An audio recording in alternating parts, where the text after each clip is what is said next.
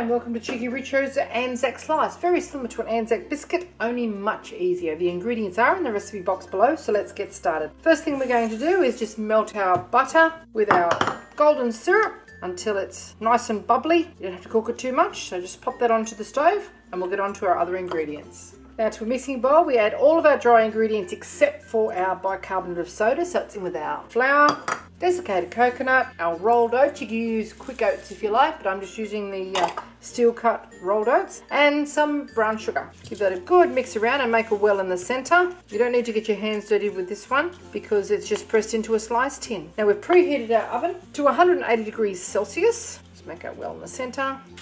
We've got our slice tin. Now I'm going to line this with some baking paper. This is a loose bottom tin and it might leak out the bottom. So if you try and use your baking paper and just push it in there, it's not going to happen. Scrunch it all up. Won't affect its properties at all, but it will make it a lot easier to manage. Push it in there.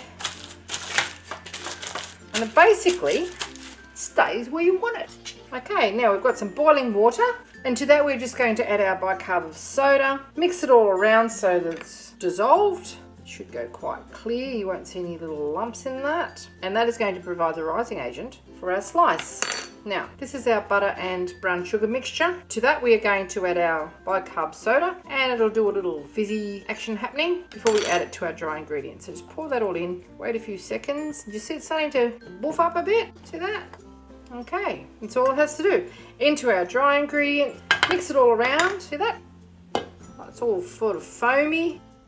Yum yum, that's sort of a melt and mix recipe. It'll still be foaming while it's in there. Once it's all thoroughly mixed and there are no more dry sections of flour visible, little white pockets, then we're just going to put it into our pre-prepared pan and bake it for about 20 to 25 minutes at 180 degrees Celsius. We've got some builder boys here at the moment and this is going to be their morning tea. That's it, told you it was easy. Into our pre-prepared pan, no need to grease it or anything. In she goes, press it in. Okay, this is pretty hot and very sticky and I don't want it to stick to my hands. It'll be much easier if I just get another piece of baking paper and just press it all out, right to the corners. See, it doesn't stick to it. It's a lot quicker than using a spatula or a spoon or something to press it out to the edges. You'll get a much more even mix that way. Press it all in. See, it doesn't stick. Otherwise it'll be all over your fingers and quite messy. Okay, there we go. Nice and flat, no mess. Into the oven we go. Okay, after about 20 minutes we just remove it from the oven, take it out of the pan, which is still quite warm but perfectly clean. We don't have to clean that at all. And then we just allow it to completely cool before we slice it. And there you have it, Cheekyricho's Anzac Slice. Oh, it's hot. Okay, just cut it into squares, place it into an airtight container and it's ready to serve. Travels really well. Great for kids' lunch boxes. There's no nuts involved. Full of fibre. And they taste yummy. We'll taste, shall we? Yum. Okay, we'll just pop those into an airtight container. Put the lid on. And they're ready to serve just as they are.